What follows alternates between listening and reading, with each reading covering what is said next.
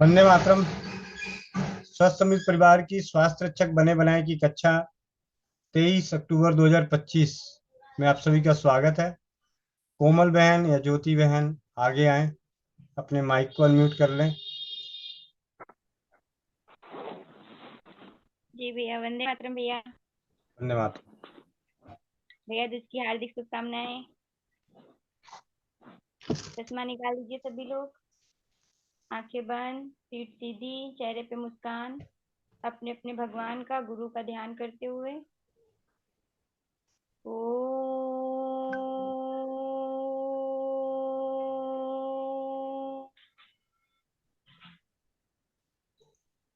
ओ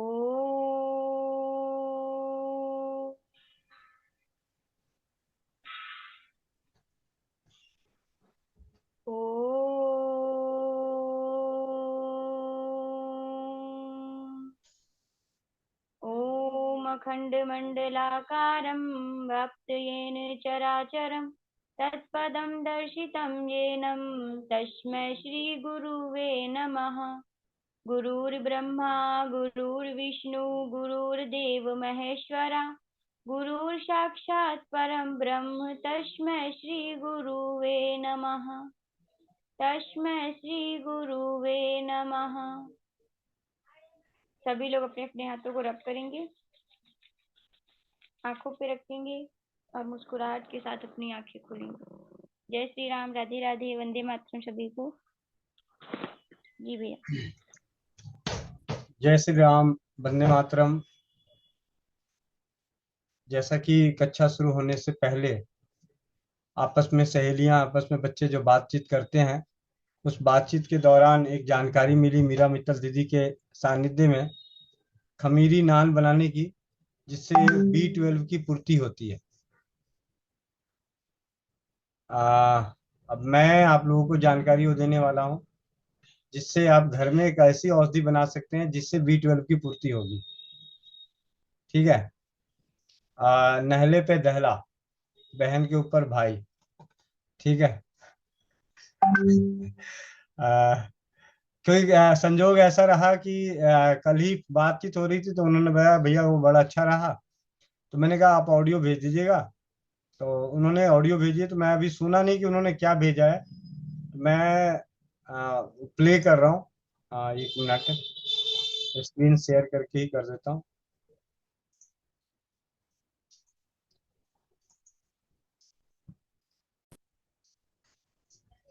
भैया दंडवत प्रणाम। दिवाली की भैया दूज की और छठ की बहुत बहुत शुभकामनाएं आपको। मैं आपको एक फीडबैक देना चाह रहा था। पीछे B12 के बारे में आपसे बात हुई थी, तो आपने मुझे 80 ग्राम आम की गिरी जो गुठली होती है ना, उसका दरदरा पाउडर कहा था, और नमक कहा था स्वाद अनुसार, छोटी हरड़ 1 चम्मच, सौंठ 1 चम्मच, और सौंफ आधा चम्मच, अजवाइन आधा चम्मच, लौंग आधा चम्मच। इन सबको दरदरा कूट के कहा था नींबू रस में भिगो दें, फिर एलोवेरा के रस में छाया में सुखा लें, और 2-3 चुटकी दिन में 3 बार चूसनी थी।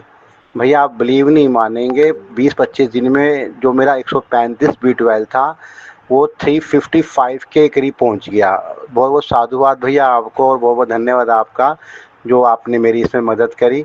वंदे मातरम भाई जी। वंदे मातरम भैया, दंडवत प्रणाम। दिवाली की भैया दूज की और छठ की बहुत बहुत शुभकामनाएं आपको। मैं आपको एक फीडबैक देना चाह रहा था। पीछे B12 के बारे में आपसे बात हुई थी, तो आपने मुझे 80 ग्राम आम की गिरी जो गुठली होती है ना, उसका दरदरा पाउडर कहा था, और नमक कहा था स्वाद अनुसार, छोटी हरड़ 1 चम्मच, सौंठ 1 चम्मच, और सौंफ आधा चम्मच, अजवाइन आधा चम्मच, लौंग आधा चम्मच। इन सबको दरदरा कूट के कहा था नींबू रस में भिगो दें, फिर एलोवेरा के रस में छाया में सुखा लें, और 2-3 चुटकी दिन में 3 बार चूसनी थी। भैया आप बिलीव नहीं मानेंगे, 20-25 दिन में जो मेरा 135 B12 था वो 355 के करीब पहुंच गया। बहुत बहुत साधुवाद भैया आपको, और बहुत बहुत धन्यवाद आपका जो आपने मेरी इसमें मदद करी। वंदे मातरम भाई जी। जी, वंदे मातरम। मीरा मित्तल दीदी के सानिध्य में पेट भी भरो और B12 भी बढ़ाओ, और इस माध्यम से अपनी भूख बढ़ाओ और B12 बढ़ाओ। तो मतलब ज्यादा नान खाने को मिल जाएगा। अगर आपने ये B12 की आपने पाउडर बना लिया, आ, तो इसको अगर आपने सेवन किया तो 4 नान फालतू खाओगे। ठीक है। एक स्वास्थ्य रक्षक बने बनाए अभियान के तहत आप सभी के लिए बहुत बहुत धन्यवाद। और मीरा मित्तल दीदी एक बार दोबारा बता दीजिए, क्योंकि अब लाइव चल रहा है, तो खमीरी नान बनाने का एक बार दोबारा सिखाइए। जी भैया, जी। मैं मीरा मित्तल रायपुर से। खमीरी नान की विधि, बनाने की विधि। अ, आप सबसे पहले आटा छान लीजिए और उसमें साथ में नमक मिला दीजिए। जब आटा और नमक रख दिया, उसमें बीच में गड्ढा करके उसमें दही डालनी है। करीबन जितना आटा है, जैसे 3 कटोरी के करीब आटा है तो आधी कटोरी दही डाल दीजिए। फिर उसमें 2-3 चुटकी सोडा डाल दीजिए, खाने वाला सोडा। उसके आधे मिनट बाद वो बुलबुला उठने लग जाएगा। फिर उसको मिलाते हुए अच्छे से और दही डाल डाल करके सान लीजिए। इसमें आप चाहे तो थोड़ा पानी भी डाल सकते हैं, जितनी दही डालना चाहो उतनी डाल सकते हैं। और इस आटे को करीबन 6-7 घंटे उठा करके रख देना है, जिससे इसमें विटामिन B12 पैदा हो जाए और आपको फायदा देगी। और जैसे मान लीजिए आपने सुबह 8-9 बजे आटा लगाया, तो दोपहर के 2-3 बजे तक ये आटा तैयार हो जाएगा। इसमें आप मैदा भी ले सकते हैं अगर आपको नान बनाना है तो, और गेहूं का आटा ले सकते हैं। जौ का आटा मिला दीजिए, वो और हल्का कर देगा। और जब 6-7 घंटे हो जाएंगे, जब आप इसकी रोटियां बनाएंगे, तो इसको बेल करके जैसे रोटियां सेकते हैं वैसे ही सेकना है। अगर आप मैदे की नान बना रहे हैं तो उसमें कलौंजी डाल दीजिए, ताकि वो आराम से पाचन का काम करेगा, कलौंजी उसको पचाएगा। और फिर जब तवे पे डालेंगे तो एक तरफ से तवे पे सेक लीजिए और दूसरी तरफ से चूल्हे पे डाल दीजिए या गैस पे सेक लीजिए। और जब देने का टाइम होगा तो उसमें आप घी या मक्खन आप अपनी इच्छा अनुसार थोड़ा अच्छे से लगा दीजिए, ताकि इसका पाचन आराम से हो सके। इसमें विटामिन B की भी पूर्ति भी होगी और खाने में भी स्वाद रहेगा। अगर आप इसको तल भी देंगे तो ये ज्यादा भारी नहीं रहेगा। जैसे लोग पहले छोले भटूरे जो बनाते थे, वो भी मेरे ख्याल से, मेरी जो सोच है कि पंजाबी भाइयों की परंपरागत ये रेसिपी है, जो उनके हमेशा से खाए होंगे। तो इसको सही तरीके से बनाए तो इसमें विटामिन B12 भी मिलेगा और ये हल्का भी रहेगा, बहुत भारी नहीं करेगा। और मैदे की जगह अगर आप गेहूं का आटा लेते हैं तो वो भी सुपाच्य रहेगा। जी भैया, धन्यवाद। जी बहुत बहुत धन्यवाद दीदी। शायद आपसे ही जुड़े एक सवाल है, हैंड रेस हो गया। आ, खुशबू पांडे बहन, मेरठ। जी, वंदे मातरम भैया। सबको भाई दूज की बहुत ढेर सारी शुभकामनाएं। भैया, बात विटामिन B12 की चली है तो उससे जुड़ी मेरे पास कुछ फीडबैक थे मेरे खुद के ही। मैंने सोचा मैं भी कुछ बता ही दूं। जी दीदी। भैया, मुझे भी 2 साल पहले विटामिन B12 और D3 बहुत ज्यादा कम हो गए थे। तो उस टाइम पे मेरी कंडीशन बहुत खराब हो जाती थी, बहुत ज्यादा। मैं जीने से नीचे उतर नहीं पाती थी, चल नहीं पाती थी, पैरों में बहुत ज्यादा दर्द, हेयर फॉल भी होते थे बहुत ज्यादा। भैया, कुछ दिन तो मैंने, एक डॉक्टर ने बताया था ये न्यूरोकाइंड गोल्ड इंजेक्शन लेने के लिए। बहुत कंडीशन खराब हो गई थी, मुझे पता नहीं था। 1 महीने लिए थे मैंने इंजेक्शन। बाकी इंजेक्शन और एलोपैथी के पास तो मैं शुरू से ही नहीं जाना पसंद करती। फिर मैंने सोचा मैंने क्या करूं। फिर मैंने क्या किया भैया, उस टाइम पे उसके कुछ दिन बाद फिर मैंने इंजेक्शन छोड़ दिए। फिर मैंने गुड़ में सफेद तिल डाल के लड्डू बनाए, उसे खाना शुरू किया और डेली एक मुट्ठी मूंगफली भिगोती थी रात को और सुबह उसे खा लेती थी। और उसके बाद फर्मेंटेड करके दही चावल खाया मैंने। और जब भी मुझे कमी फील होती है ना, बस मैं यही कर लेती हूँ और 2-3 दिन में ही, मतलब लक्षण से ही मुझे पता चल जाता है। क्योंकि नॉनवेज तो हम खाते नहीं है, प्योर वेजिटेरियन है, तो इसकी कमी कहते हैं कि पूरी होती ही नहीं है। विटामिन D3 को पाउच जो आता है भैया दूध में पीने के लिए, मैं जब परेशान थी तब मैं एक आयुर्वेदिक डॉक्टर के पास भी गई थी। उसने आयुर्वेदिक की दवाई तो दी, लेकिन साथ में बोला कि ये D3 की जो ये पाउडर है ना, ये तुम्हें लेना पड़ेगा 1 हफ्ते पे। मैंने बोला भैया तो इसमें तो नॉनवेज होता है। बोला कोई बात नहीं, कैप्सूल पाउडर लोगी तो उसने मजाक में ही बोला, पाउडर अगर लोगी तो तुम्हारे मुंह में ही हाथ पैर पसार लेगा, अगर गोली खा लेती हो, कैप्सूल खा लेती हो तो पेट में जाके हाथ पैर पसारेगा। भैया वो तो मैं वैसे ही नहीं पीना चाहती। अब जी उसने ऐसा बोल दिया ना, फिर मैंने सोचा अब तो मैं पीना ही नहीं है मुझे ये। फिर मैंने भैया घर आकर के मिट्टी के बर्तन में मैंने चावल जब बनाती थी तो बचा के रख देती थी, रात को ही मिट्टी के बर्तन में चावल डाल देती थी, उसमें दही डाल के रख देती थी, और सुबह को फिर उसमें हल्का सा सरसों घी का तड़का लगा के और सुबह उसे नाश्ते में लेती थी भैया, और 3-4 दिन में ही मुझे फर्क लग जाता था। और जब भी मुझे अपने आप को फील होता है ना, बॉडी को महसूस होता है कि अब मेरे में ये हो रहा है कम हल्का सा, तब मैं यही कर लेती हूँ भैया, और तुरंत मुझे 1-2 दिन में ही रिजल्ट मिल जाता है।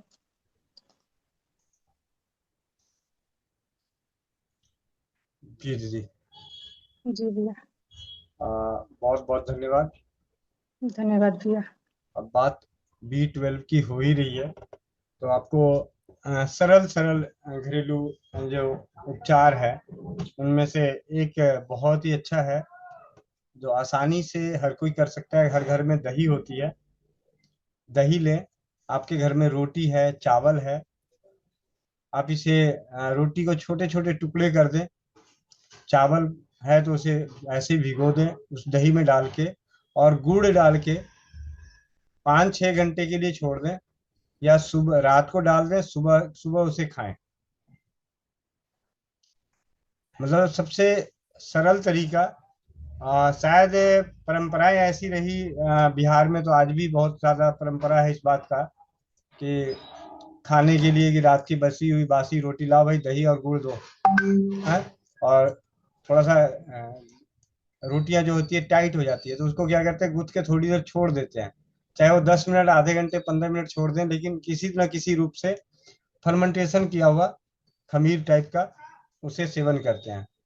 इसके बाद इससे काफी अच्छे परिणाम, जो जब तक नहीं मालूम था तब तक तो यही जानकारी। उसके बाद थोड़ी सी जानकारी हुई, एक जैन समाज के संत के सानिध्य में कुछ पल के लिए रहा, रोहतक में जब मैं था, तो वहाँ पे उन्होंने अपने व्याख्यान में चर्चा कर रहे थे जैन समाज के लिए कि आप सभी जिसे नीम का मीठा नीम जो है, कढ़ी पत्ता, कढ़ी पत्ता अपने आप में बहुत ही दिव्य औषधि है B12 की। जबकि अगर हम प्रॉपर तरीके से सर्च करेंगे तो उसके बारे में कहीं जिक्र नहीं आता, लेकिन हर वो खट्टी मीठी चीज B12 पूरी करती है। सबसे सरल भाषा में, हर वो खट्टी मीठी चीज B12 की पूर्ति करती है।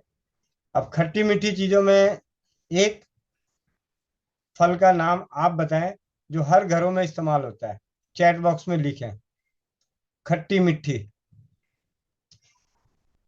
लिखिए चैट बॉक्स में।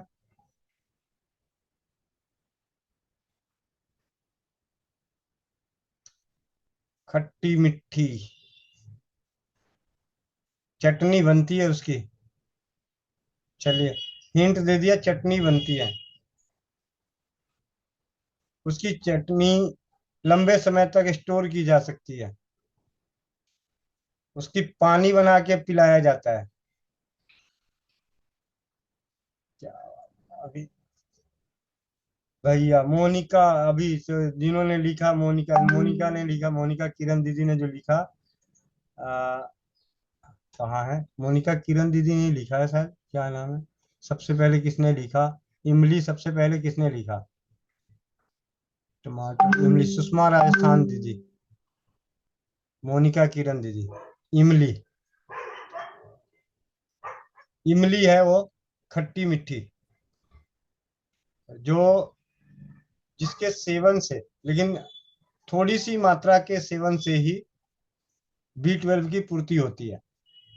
कढ़ी पत्ता, इमली और फर्मेंटेड जो चीजें हैं, फर्मेंटेशन करी हुई कुछ चीजें जो है आज के समय में हर किसी के लिए सुटेबल नहीं होता। जिनके भी गठियाबात के रोगी हैं, जो दर्द के रोगी हैं, अगर वो कभी किसी भी चीज को फर्मेंटेशन करके खाएंगे तो उनका दर्द बढ़ेगा। इस बात का ध्यान रखें। जिन्हें भी शरीर में दर्द है और वो फर्मेंटेशन करके खाएंगे तो उनका दर्द बढ़ेगा। उस अवस्था में उनके लिए कढ़ी पत्ता बहुत अच्छा है। कढ़ी पत्ता, कढ़ी पत्ते को चाय की तरह उबाल के पिए, काढ़ा बना के पिए, उसका जूस बना के पिए, उसका सूप बना के पिए, बहुत अच्छा है। और इमली के पानी को गर्म करके पिए, इमली के पानी को गर्म करके पिए, उससे भी B12 की पूर्ति काफी अच्छी होती है। मनप्रीत बहन, वंदे मातरम सभी को, वंदे मातरम भैया। भैया ये B12 का आप बहुत बढ़िया बता रहे हो, पर जैसे मेरा B12 बहुत ज्यादा बढ़ा हुआ है कि लेस देन 2000 है, तो मैं क्या करूं कि जिससे B12 कम हो। अब खट्टी चीजों की काट क्या है, अभी बताइए। पहले आप ये मान के चलिए कि आपने कोई खट्टी चीज खा ली, हाँ जी। ठीक है। उसके हम्म। बाद जीभ के जायके को सही करने के लिए, मतलब बुद्धि लगाने का, कॉमन सेंस लगाने का प्रयास कीजिए। अभी मैं आपने कोई खट्टी चीज खाई हाँ जी। और आपका मुंह का स्वाद, जीभ का स्वाद, जीभ का टेढ़ापन, कड़वाहट, मतलब अजीब सा लग रहा है। उस वक्त हाँ जी। अपने जीभ को सही करने के लिए क्या कीजिएगा? क्या ऐसे थोड़ा ऐसे मीठा लूंगी भैया। मीठा, हाँ जी। खट्टा मीठा, और इसके अलावा? इसके अलावा तो नहीं भैया, अभी मेरे दिमाग में कुछ आ रहा, क्या लूं। चलिए, चैट बॉक्स खुला हुआ है, देखते हैं किस किस के दिमाग में और क्या क्या आता है। खट्टा, नमक, और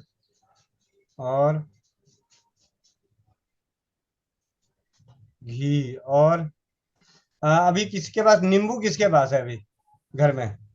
मेरे पास है भैया।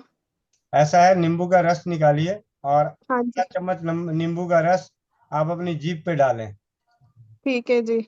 इसके बाद यहाँ पे 3 इलाज आए हैं, नमक, घी और गुड़। हाँ इसको जी। बारी बारी से आप, ये बारी बारी से जरा इसको थोड़ा सा लेके देखिए कि आपके अभी शरीर में क्या प्रभाव, मतलब यहीं से दवा हम ढूंढ पाएंगे अभी बहुत जल्दी।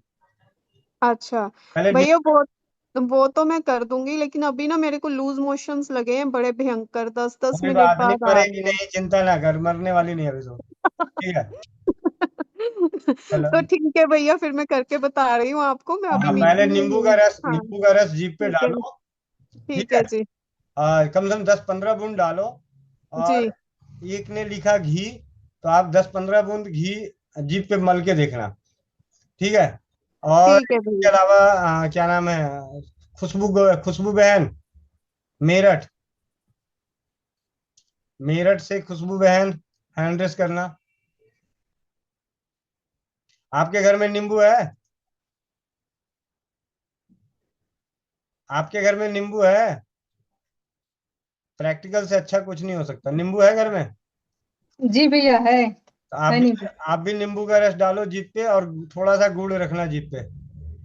भैया खट्टा नहीं खाती, मैं बहुत कम अरे, खाती हूँ मर नहीं खट्टा। जाएगी, चिंता ना कर यहाँ तो। ठीक है, ठीक है। अब और किसके घर में नींबू है? अभी एक घर में कौन नजर आ रही है? सुमन पाल दीदी नजर आ रही है, रुको, सुमन पाल दीदी। चलो, रीना नवलानी दीदी को ही ले लेते, रीना नवलानी दीदी, नींबू, जी भाई। जी भाई। आप नींबू का रस डालो जीभ पे, और आप जी। नमक रखना, नमक रखना 1 चुटकी। ठीक है। भैया मैं खांड रख रही हूँ उस भैया, गुड़ नहीं है। हाँ, तो कोई बात नहीं, खांड ही रखो। पहले पहले जीभ से नींबू डाल के जीभ को महसूस करना कैसा लग रहा है, मन मिजाज, उसके बाद डालना। भैया अभी मैंने नाश्ता खाया, दही दही खाया, कोई बात नहीं। अरे कुछ नहीं, मरेगी नहीं, हाँ। खाओ। हाँ।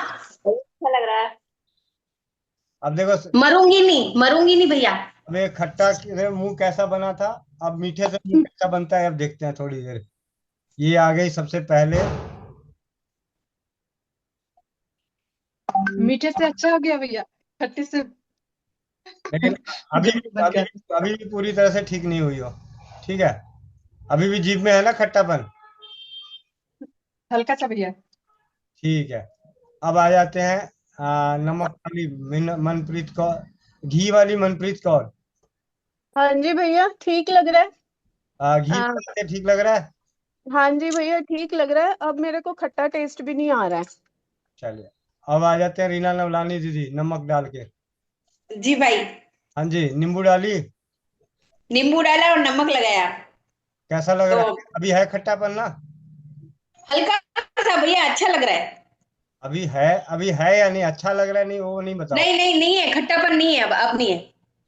अच्छा, जी। ठीक है। अब एक जने को और लेके चलते हैं। सुमन पाल दीदी, नींबू डालना, और जरा घर में से मिर्ची लेके आना, मिर्ची।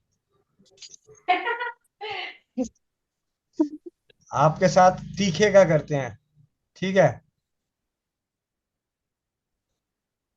भैया जी मैंने तो नींबू का भी नमक डाल के भी खा लिया। अरे, अब फिर आप किसी और को ढूंढो। आपने तो खा लिया, किसी और साफ जीव को ढूंढते हैं। कोमल पटेल बहन। कटोरी से जी भैया। नींबू है घर में? है तो। है? जीप है। जीप पे डालो और बगल में रखना, लाल मिर्च तोड़ के या हरी मिर्च तोड़ के। हरी मिर्च खिलाती हूँ पेड़ से अभी, रुको एक मिनट। बढ़ा दे इसे तुरंत। मिर्च, लाल मिर्च, काली मिर्च, दालचीनी, दोनों का। लौंग, मतलब कटु स्वाद। अभी हमने नमक भी लिया, मीठा भी लिया, अब खट्टे के साथ तीखा लेके देखते हैं।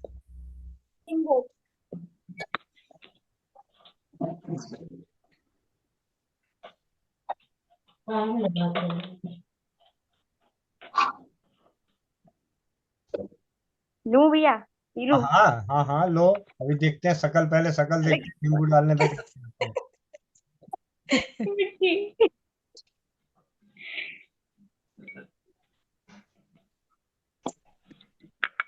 मिर्ची खाऊं? हाँ, मिर्ची लगाओ, खाओ नहीं, मिर्ची लगा लो। अब जीभ को चला दो।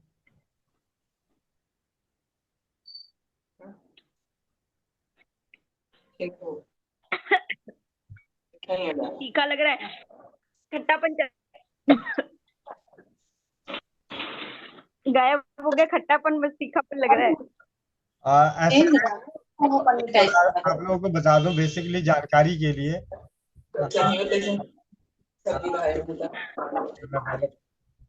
जानकारी के लिए बता दूं, खट्टे से उत्पन्न उपद्र को शांत करने के लिए तीखा ही सबसे उत्तम है। बाकी सभी उसके दुष्प्रभाव को नष्ट नहीं करेगा, लेकिन तीखा उसके दुष्प्रभाव को नष्ट करेगा। यानी खट्टे से बात बढ़ता है और तीखे से बात कम होता है। खट्टे से दर्द बढ़ेगा तो तीखे से दर्द कम होगा। मतलब जो दर्द के रोगी हैं और उन्होंने खट्टी चीजें खाई है, तो वो तीखी चीजें, कटु चीजें, कटु स्वाद का सेवन करें। बाकी सभी आनंद ले रहे हैं, ठीक है? जिन्होंने घी लगाया उनका वो शांत हो गया, प्लेन हो गया, कोई फर्क नहीं पड़ता। जिन्होंने मीठा लिया वो स्वाद के एक अलग और स्वाद आ गया, इसलिए वो भी खुश हो रहे हैं। जिन्होंने नमक लिया उनको भी एक अलग स्वाद आ गया। लेकिन जो खट्टे से शकल बनी, उसके बाद तीखे से दूसरी शकल बनी, मतलब ब्लड सर्कुलेशन दोबारा बढ़ा, और इतना तीव्र बढ़ा कि शकल शकल मतलब देखने लायक थी, ठीक है? लेकिन अब जैसे खट्टे का किसी का दुष्प्रभाव हो तो आप ये सारे उपाय कर सकते हैं। लेकिन जिन्हें दर्द से पीड़ित हैं वो कटु स्वाद सेवन करें, कटु, तीखा। जी मनप्रीत बहन। हाँ जी भैया, तो फिर इसका मतलब मैं मिर्ची वगैरह खाना शुरू कर दूं? अरे अभी तो दस्त हो रहे हैं, अभी मत खाना। ठीक हाँ है? भैया, ये तो इतने बुरी तरह से हो रहे हैं ना, मैंने नुक्स वोमिका भी ले ली है। नाभि अदरक का रस अभी नाभि में नाभि में डाला। नाभि में अदरक का रस लगा के लेटी रहो, और जी, धनिया जीरा सौंफ का काढ़ा बना लो बढ़िया सा, और एक एक चम्मच पीती रहो। ठीक है भैया, ठीक है भैया, शुक्रिया आपका बहुत बहुत। ठीक है।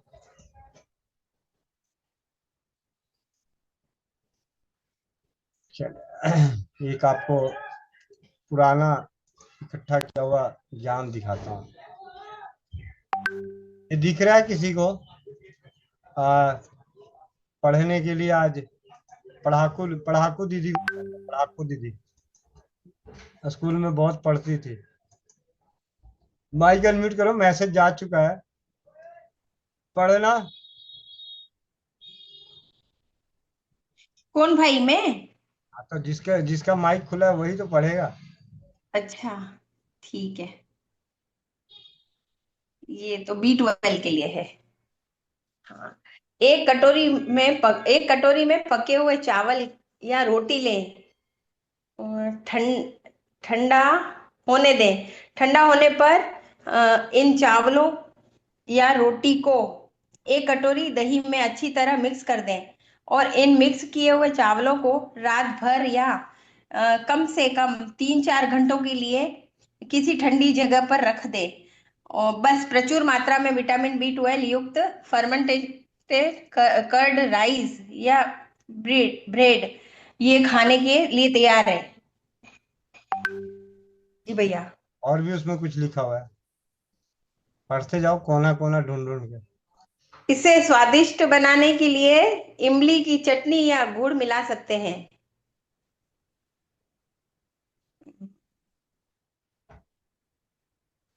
और भी है।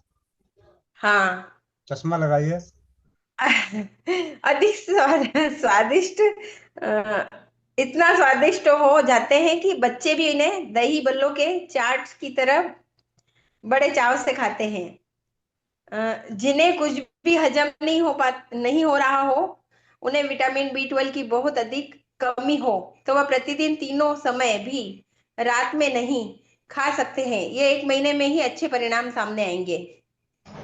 अब पढ़िए। तो अब भैया थोड़ा चश्मा लाना पड़ेगा। बिना चश्मे वाली कौन है? हैंड रेस करें बिना चश्मे वाली।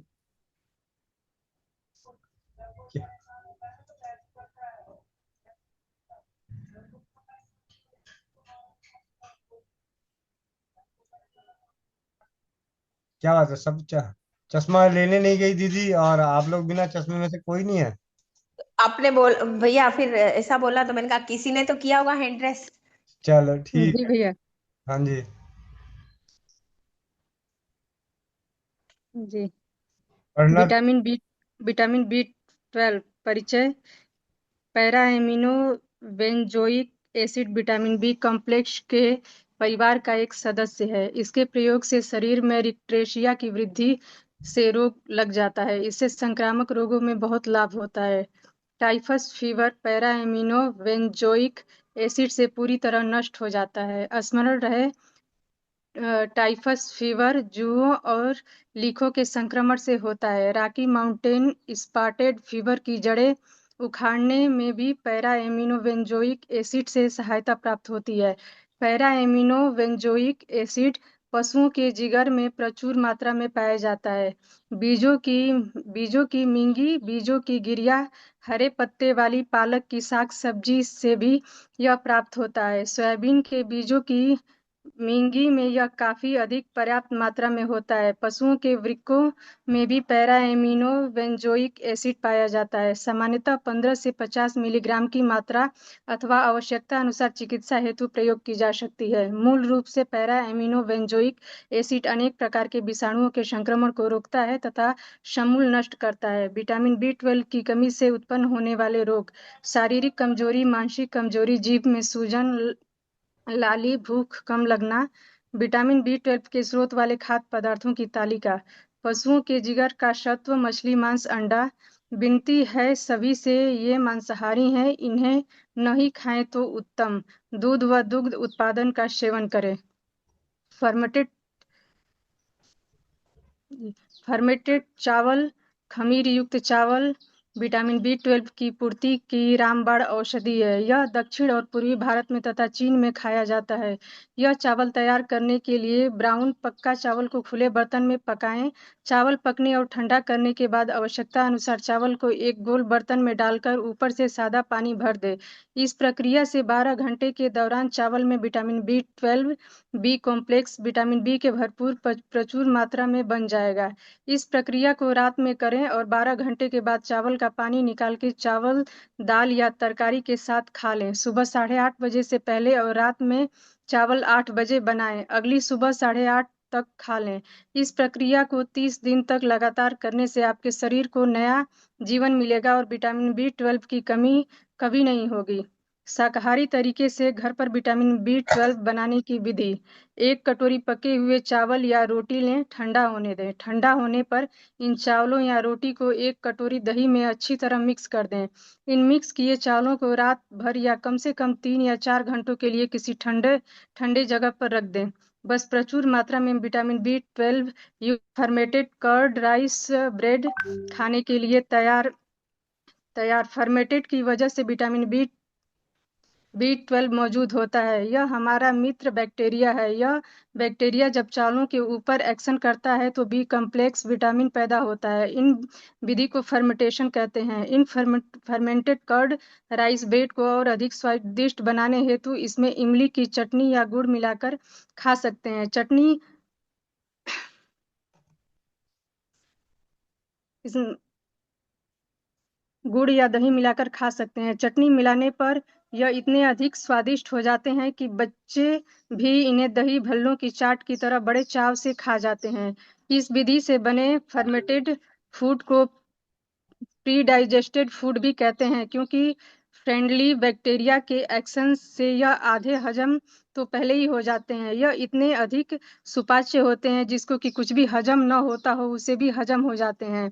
पेट की लगभग हर बीमारी का रामबाण इलाज फर्मेंटेड कर्ड राइस है। जिन्हें कुछ भी हजम न होता हो या जिनमें विटामिन B12 की बहुत अधिक कमी हो, वह प्रतिदिन तीनों समय भी इन्हें खा सकते हैं। 1 महीने में ही अच्छे परिणाम सामने आएंगे। दही में चावल की बजाय रोटी से भी फर्मेंटेशन कर सकते हैं। बस चावल की बजाय दही में रोटी के बारीक टुकड़े कर डालकर कम से कम 3-4 घंटों के लिए रखना है। बाकी विधि वही है। दही में आटा गूंद कर रखें व 1 घंटे बाद रोटी बनाकर खाएं। अपने दिनचर्या में कढ़ी पत्ता का सेवन करें, जैसे काढ़ा बनाकर, इसकी चटनी बनाकर, आटे में गूंथकर, रोटी बनाकर। विटामिन B12 के लिए घर पर बनाए चूर्ण। इसके लिए 100 ग्राम आम की गुठली की गिरी सूखी लेकर दरदरा सौंफ या जीरे के साइज में कर लें और काला नमक, सेंधा नमक, छोटी हरण, सोंठ, सौंफ, अजवाइन और 25-25 ग्राम ढाई ढाई ग्राम लेकर चूर्ण। ढाई ढाई ग्राम क्या भैया? ढाई ढाई ग्राम है, 2.5। अच्छा 2.5 और 2.5 ग्राम लेकर चूर्ण बना ले। 10 ml नींबू का रस व 100 ml एलोवेरा रस, इन सबको मिलाकर सुखाकर रख लें। इसमें से आधा चम्मच दिन में 2-3 बार चूसें। नियमित रूप से सुबह शाम कढ़ी पत्ते का काढ़ा बनाकर पीछे से विटामिन B12 की कमी पूरी होती है पीने से। सॉरी। जी। निरोगी रहने हेतु महामंत्र। ये थी जानकारी B12 की आप सभी के लिए आज की कक्षा में। तो आज की कक्षा का अध्याय का स्वाध्याय की चर्चा यहीं पे विराम करते हैं। आप लोगों के जो प्रश्न हैं, प्रश्नों के जवाब, सवाल जवाब करते हैं, चर्चाएं करते हैं। त्योहार का समय चल रहा है। इतने व्यस्त वाले त्योहारों में भी आप सभी ने इतनी लगनता से स्वास्थ्य रक्षक बने बनाए की कक्षाओं में उपस्थित रहे, उसके लिए आप सभी को बहुत बहुत धन्यवाद, कोटि कोटि नमन। मीरा मित्तल दीदी। जी भैया। जी दीदी। भैया जैसे सोच रहे इस बारे में, तो ये समझ में आ रहा है कि हर प्रांत में उनका जो पारंपरिक व्यंजन रहता है उसमें सब में एक एक विटामिन B12 की चीजें रहती है। जैसे हम लोगों में कांजी वड़ा बनता है भैया होली के समय। जी वैसे 12 महीना बनता है, हर तीज त्योहार पे बनता है, लेकिन उस समय खास तौर पे बनता है। जी वैसे ही ढोकला बनता है गुजराती समाज में। जी और पूरे दक्षिण भारत में जैसे इडली डोसा ये पूरा खमीरी रहता है। और छोला कुलचा मैंने बताया जैसे पंजाब का, जी आपने बिहार का बताया जैसे जी कि हर चीज में। और एक हमारे राजस्थान में जैसे बाजरा की राबड़ी बनती है, उसको भी ऐसे ही दही में खमीर उठा करके। तो पुरानी चीजों को अगर हम पूछे बड़ों से कि आप लोग क्या चीज दही में भिगा करके ऐसे खाते थे, तो समझ में आ जाएगा कि विटामिन B12 की कमी शाकाहारी भोजनों से कैसे पूरा करते थे। कढ़ी बेसन की ये एक चीज हो गई। जी भैया धन्यवाद। एक मिठाई भी बनती है खमीरी उठा के, एक मिठाई भी। जलेबी। हाँ जलेबी। जलेबी। जलेबी और शायद इमरती भी इसी तरह से हाँ बनती होगी हाँ भैया, मेरे को उसकी। हाँ, वो जिलेबी का ही भाई है। हाँ। सुंदर वाला भाई है। जिलेबी थोड़ा टेढ़ा मेढ़ा रहता है, वो थोड़ा सुंदर सुंदर रहता है। बस वो फर्क यही है। जी भैया। हाँ। जलेबी भी बिना खमीरी की जलेबी तैयार ही नहीं होती। जी भैया, हमारे छत्तीसगढ़ में यहाँ के लोग बोराबासी बोल करके मई में, पहला मई जो लेबर्स डे होता है, मजदूर दिवस, उस दिन छुट्टी रहती है इसी चीज की, बोराबासी, मैंने वो बासी ही खाएंगे। और उसमें भी मेरे ख्याल से यही तरीका है कि चावल को रात को ये लोग दही में भिगा देते हैं और अगले दिन सुबह खाते हैं। पेट को ठंडा रखने के लिए गर्मी में, जैसे ही गर्मी शुरू होती है उसके पहले शीतला पूजन होता है भैया। जी जी, वो भी बसौड़ा बहुत सारे बसौड़ा प्रांतों खाने में। का रिवाज होता है, बसौड़ा खाने का रिवाज होता है। जी। तो ये अब उसको परंपरा के हिसाब से शगुन के तौर पे लोग खाते, कि थोड़ा सा खा लिए ठंडा, उसके बाद दिन भर कुछ नहीं, अपना गर्म खाना शुरू कर देते। लेकिन 3-4 बार मतलब देखा है कि हर परिवार में नियम था कि पूरे फागुन मास के आसपास, जैसे ही होली पूरी होती है ना, उसके बाद चैत्र मास के पहले महीने में, किसी का 15 दिन पहले महीना शुरू होता है, किसी का 15 दिन बाद शुरू होता है। लेकिन अधिकतर लोगों में ये तरीका है भैया, विटामिन B12 को बढ़ाने का कुछ न कुछ लोगों ने रिवाज बनाया हुआ है। जी जी जी। जी भैया, धन्यवाद। नीता सालवा दीदी। भैया मैं ये पूछ रही हूँ, एक डोडा बर्फी करके आती है जो गेहूं को भिगो के उसका जो अंकुर फूटता है ना, उसके बाद में उसको बनाया जाता है, तो वो भी विटामिन B12 के लिए ही हो सकती है क्या? लेकिन वो खट्टी तो नहीं लगती ना, उसको तो इतना ज्यादा कर दिया। आ, जलेबी भी खट्टी नहीं लगती, इसीलिए उतना अच्छा नहीं, मतलब खमीरी करके वो मिठाई बना रहे हैं। हाँ। हाँ, मतलब वो ज्यादा ही मीठा हो जा रहा है। अभी देखिए, अभी हमने प्रैक्टिस किया, जैसे उन्होंने नींबू डाला, नींबू के बाद दूध हम्म डाला, तो कहते हैं जी उसका असर खत्म हो गया, उसके हम्म। बैक्टीरिया या यूं कह लें कि वो खत्म हो गया। तो मतलब इसका कोई ये नहीं है इसके लिए? मिठाई उतना कारगर नहीं है। हाँ हाँ, मिठाई समझ में उतना आ गया। कारगर नहीं है। हाँ हाँ, समझ में आ गया। जी। नहीं तो यहाँ और एक पे। दूसरी, हाँ, एक और दूसरी बात करनी है मुझे। मैं मेरा मेनोपॉज के 1 साल हो गया, तो मुझे रात को मैं सोती हूँ ना, तो अचानक से एकदम गर्मी होती है और गले से लेके मुंह पूरा फेस अचानक पसीना पसीना होता है, और 2 मिनट बाद पसीना चला जाता है, फिर नॉर्मल हो जाती हूँ। तो इसका क्या वजह हो सकता है? वजह के लिए तो डॉक्टर वैद्य से मिले, उपचार के लिए गुलकंद खाएं। अच्छा, मतलब पेट की गर्मी बढ़ जाती है, ऐसा कुछ है? मैं अभी उसमें कुछ नहीं बोलूंगा, सीधी सी जवाब है, अगर गुलकंद खाने में खेत बिक रहा हो तो मत खाओ। नहीं, ज्यादा जानकारी कुछ नहीं है इसलिए पूछ रही हूँ। ऐसा है ना, ज्यादा जानकारी। अभी मैं आपको इससे कुछ देर पहले एक बहन से बात हो रही थी, 3 महीने से मुझे ट्राई कर रही थी, वहां वो बात तो आप लोगों से शेयर करना रह ही गया। 3 महीने से वो मुझसे संपर्क करने की कोशिश कर रही थी, बात नहीं हो रही थी। आज उससे बात हुई। ठीक है। मैसेज पे मैसेज आ रहा था कि मेरा थायराइड बढ़ा हुआ है, थायराइड बढ़ा हुआ है, थायराइड बढ़ा हुआ है। तो मैंने फोन उठाया, मैंने फोन किया, मैंने कहा हाँ जी। अरे भैया, मेरा थायराइड बढ़ा हुआ है और गर्भावस्था के 3 माह चल रहे हैं। मैंने कहा सबसे पहले एक काम करो, अपनी माँ को फोन करो। मैंने कहा माँ का नंबर दो। उसने नंबर दिया, मैंने नंबर मिलाया, फोन पे बात नहीं हुई, फोन उठा नहीं। मैंने कहा अपनी माँ से फोन करके पूछो कि जब तुम पैदा हुई थी तो तुम्हारी माँ का थायराइड कितना था। तो वो समझ गई कि मैं क्या कहना चाहता हूँ। कह रहे भैया, मेरी मम्मी के तो 6 बच्चे हुए, 4 बेटी 2 बच्चे। तो मैंने कहा हाँ, तो उनका तो थायराइड पूछ लो ना, फिर तो और बढ़िया अनुभव होगा। कह रहे नहीं, उन सबको तो कुछ ऐसा था ही नहीं। तो मैंने कहा आज तुम्हारे साथ ऐसा क्यों है? क्योंकि वो जिनके पास तुम उनके पास जा रही हो जिनके पास तुम्हारी माँ नहीं गई। ठीक है। आज के समय में बच्चे जन्म देने वाले ना जाने कितने प्राणी हैं। कुतिया है, चूहिया है, अ, हथनी है, गाय है, मतलब हर वो मतलब स्त्रीलिंग जो है वो, चाहे जीव जंतु है, मतलब ऐसे सभी बच्चे पैदा करते हैं, और उन सब में ये सारी रिपोर्ट की जानकारी नहीं है। मैंने कहा तुम्हारी माँ ने अगर थायराइड की जांच नहीं कराई तो 6 बच्चे क्या रहे? कह रहे नहीं, मेरा बच्चा एक मिसकैरेज हो गया था। मैंने कहा तुमने जांच कराई तो तुम्हारा मिसकैरेज हो गया, उसने तुम्हारी माँ ने नहीं कराई तो 6 बच्चे जन्म दी। तो 7 साल बाद मतलब और खुशी की बात तो ये थी कि वो ये बताना चाह रही थी कि जब से वो नारी सुरक्षा का सैनिटरी नैपकिन और साजिया दीदी का भाप, साजिया दीदी की उसने वीडियो देख के भाप लेना शुरू किया और पैड मंगा के, तो आज उसका 3रा महीना चल रहा है, गर्भावस्था का 3रा महीना, गर्भधारण हो गया उसे।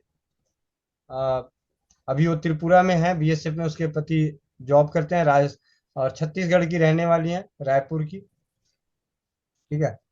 तो अभी मीरा दीदी को ये देखा तो याद आया, और उसी बात को लेके मैंने कहा अरे रायपुर से वो बहन का फीडबैक आया, फिर उससे बातचीत हो रही थी यही सारी बातें, तो उसने बोला भैया ऐसे ऐसे, मैंने कहा जी ठीक है।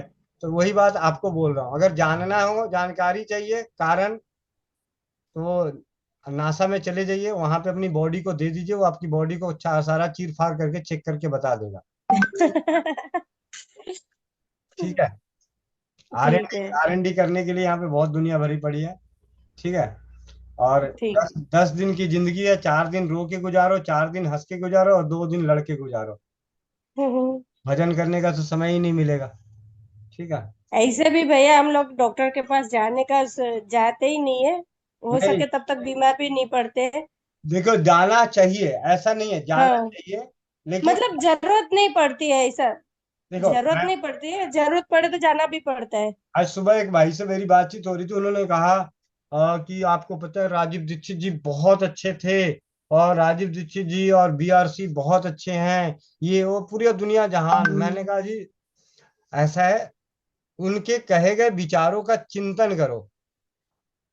भाई आप, कहने का मतलब एलोपैथी को इतनी गालियां दे रहे हो, और कि ये होता है वो होता है, ऐसे होता है वैसे होता है। मैंने उनके एक छोटा सा सवाल किया कि आप घर से बाहर निकलो और बाहर जो मिले उसको एक गाली दो, और दूसरे दिन निकलो और 10 गाली दो। पहले दिन कुछ नहीं होगा, दूसरे दिन आपका थोथुना तोड़ देगा, मतलब मुंह मैं फोड़ देगा। तो कहने का मतलब यह है कि एलोपैथी की दवाएं आपके लिए, एलोपैथी उपचार आपके लिए नुकसानदायक नहीं है। राजीव भाई ने सरल शब्दों में एक बात पे जोर दिया था, बीमारी से नहीं, बेईमान डॉक्टर से बचो, बेईमान पैथी से बचो। पैथियां कोई बुरी नहीं होती, पैथियां कोई बुरी नहीं होती, वहां पे बेईमानी पना बुरा है। क्योंकि आज हम सभी जागरूक हो रहे हैं, और सब के सब एलोपैथी से डर रहे हैं। भाई, भाई न जाने कब किस मोड़ पे आपको उसकी जरूरत पड़ जाए, और एक दर्द की गोली खानी पड़ जाए, एक इंजेक्शन लगवाना पड़ जाए, उस वक्त आपका यही डर बहुत भयंकर जहर का काम कर जाएगा, बहुत ज्यादा भयंकर स्थिति। क्योंकि वास्तविकता से देखो, सबको ही अपनी अपनी अपने अपने चीजों को आगे लाने के लिए, अपने आप को आगे बढ़ाने के लिए किसी की बुरा, हमने बचपन में सीखा कि अपनी लाइन बड़ी करनी है तो दूसरे की लाइन मत काटो, अपने कर्म को अच्छा करो, अपने आप को अच्छा करते रहो, आपकी लाइन बड़ी हो जाएगी, दूसरे को मत काटो। यहाँ क्या हो रहा है, दूसरे को काट के, मतलब दूसरे के बुराई करके, उसके अंदर बुराइयां ढूंढ ढूंढ के अपने आप को अच्छा, अरे भाई उसके अंदर 100 बुराई ढूंढ दी, आपने अपनी एक अच्छाई बता दी, आपको अच्छा लगे, समझ गए। लेकिन जिस दिन आपकी 100 बुराई पता चल गई तो, मैं एक दिन और आज फिर इस बात पे चर्चा कर दूं, छोटी सी बात पे, आयुर्वेद और एलोपैथी, इन दोनों में आज सबसे सच्चा कौन, सबसे, एलोपैथी और आयुर्वेद में सबसे सच्चा कौन, सबसे सच्चा एलोपैथी, सच्चा। वो आपको बता रहा है कि मैंने आपको कौन सा इंजेक्शन ठोका है, कितने एमजी का ठोका है, कितने पावर का ठोका है, किस किस केमिकल से बना हुआ है। पूरे भारत में किसी भी जगह ले लें, सबका कॉम्बिनेशन और उसकी खुली किताब है। ठीक है, नकली दवाएं बनाने वालों को छोड़ के, कुछ ऐसे हैं आपके हिस्से नकली दवा आ जाए वो अलग बात है, लेकिन अगर उनका जो प्रोसीजर है ओपन है, खुला है, और आप कहीं भी, आप कहाँ रहती हैं दीदी, आपको ही लेके आज बात करता हूँ बाकियों के लिए। मुंबई। मुंबई, मुंबई।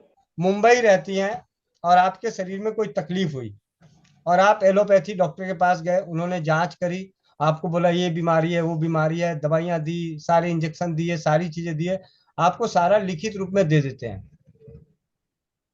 ठीक है, लिखित रूप में दे देते हैं। और मान लिया कि किसी तरीके से आपका हार्ट की सर्जरी हुई या हार्ट की बीमारी की दवा चलनी शुरू हो गई, और उसके बाद आप मुंबई में रहते हैं, उदाहरण के तौर पे मैं जैसे समझाने में आसानी हो, बिहार से बहुत लोग दिल्ली आते हैं इलाज कराने। ठीक है, कुछ भी होता है तो दिल्ली चलो, दिल्ली चलो, एम्स चलो, एम्स चलो, या बड़े हॉस्पिटल चलो। वहां जाते हैं, अपनी गंभीर रोगों का इलाज करा के आते हैं, उनकी दवाइयां चलती है, फिर वो अपने गांव पहुंच जाते हैं। तो ऐसा तो है नहीं कि उस बीमारी के बाद उनके शरीर में दूसरे कष्ट नहीं आएंगे, दूसरे कष्ट आएंगे। जब वो दूसरे कष्ट के लिए दोबारा उसी हॉस्पिटल में तो नहीं जा सकता उतनी दूर, उस वक्त क्या करता है, अपने आसपास के नजदीक के उसी पैथी के डॉक्टर से मिलता है। मतलब चिकित्सा पैथी वही है, एलोपैथी, उससे मिलता है। वो कहता है कि मेरा हार्ट की दवाई चल रही है, बीपी की दवाई चल रही है, हाई डायबिटीज की दवाई चल रही है, किडनी की दवाई चल रही है।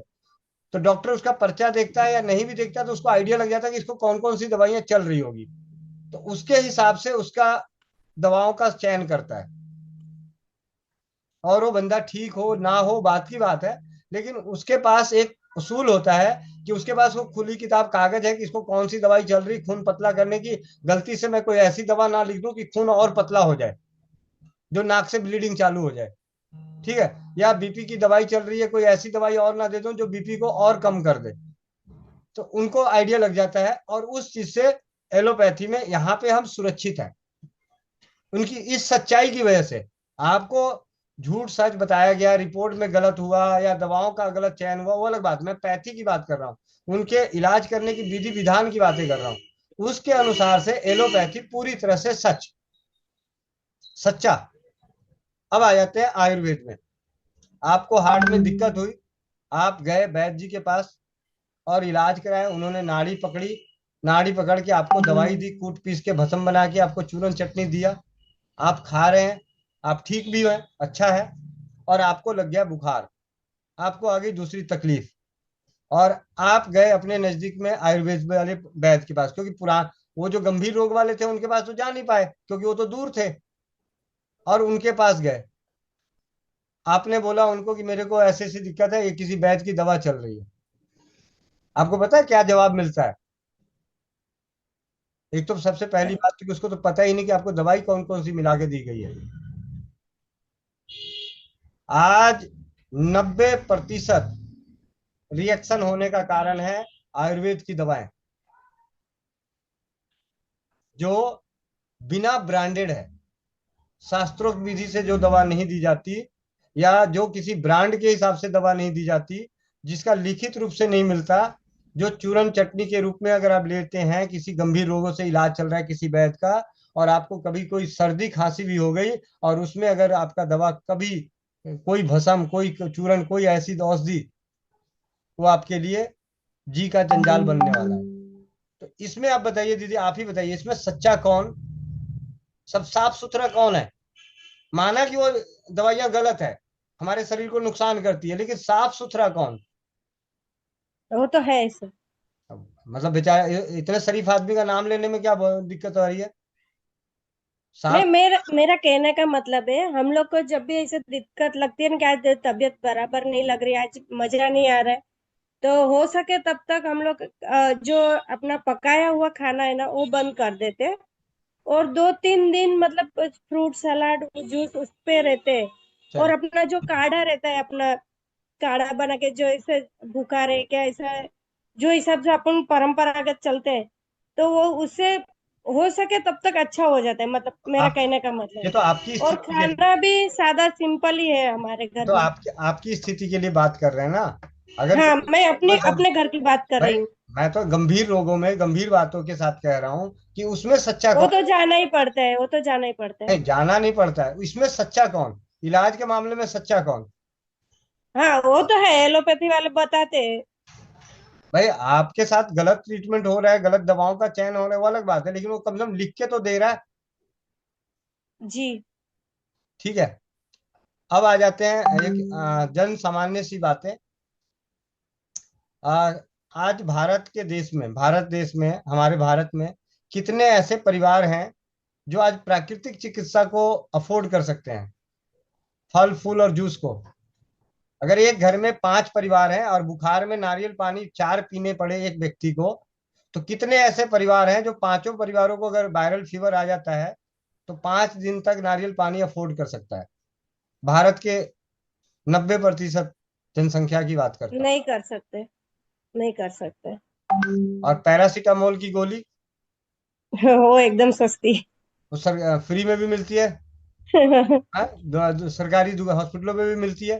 तो उन 80%, आप एक चीज बताइए, जिस दिन आपके घर में मेड आके कहे कि मेरे को बुखार है, और वो अगर एलोपैथी की एक गोली खा के ना आए, तो आपके घर में काम नहीं होने वाला। आपकी तरह कहे कि मैं भी 5 दिन खाना छोड़ के और जूस पे रह लेती हूँ और फिर घर का काम करवा के दिखा लेना। नहीं कर पाएंगे। तो राजीव भाई के व्याख्यान मुझे इसीलिए बहुत अच्छे लगे थे कि उन्होंने इतनी सरल बातें करी थी कि सबके लिए, मतलब भारत के 90% जनता के लिए सुलभ थी, सस्ती थी और असरकारक रही।